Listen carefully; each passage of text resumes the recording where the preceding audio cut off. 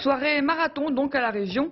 Les conseillers picards ont bataillé jusque tard dans la nuit pour les vice-présidences et finalement un exécutif minimum a été désigné. Cette longue séance fut houleuse. La gauche, qui demande toujours la démission de Charles Bord, élu avec les voix du Front National, joue à la guerre d'usure. Compte rendu Claire Comble et Charles-Henri Carlier.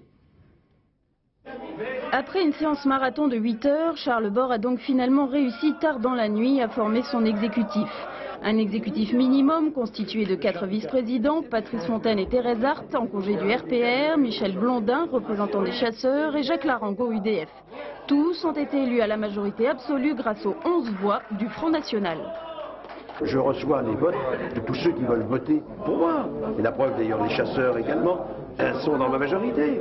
Bon, c'est sur un programme, les choses sont claires, vous le verrez. Vous le verrez tout au long de ces 6 années. J'ai toujours été un homme clair, j'ai toujours été un homme d'une loyauté et d'une honnêteté intellectuelle totale. Vous n'avez pas l'impression d'être l'otage du Front National ce soir?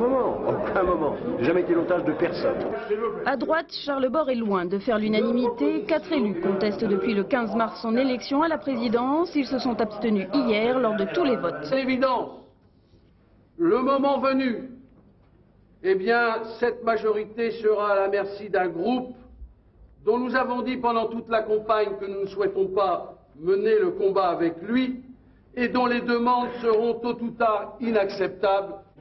Le groupe RPR de son côté donne 6 mois à l'exécutif pour faire ses preuves. Si ce n'est pas le cas, je demanderai à ce que le Premier ministre prenne ses responsabilités, dissolve le Conseil régional et le revoie devant les électeurs qui auront à nouveau à se prononcer.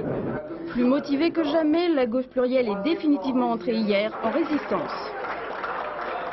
Nous sentons bien que Charles Bord, c'est un jouet dans les mains de Pierre Desgaves et du Front National, comme notre région. Donc il y a là vraiment des batailles très fortes à mener. Et oui, je suis fortement motivé pour libérer cette région et faire respecter le suffrage universel.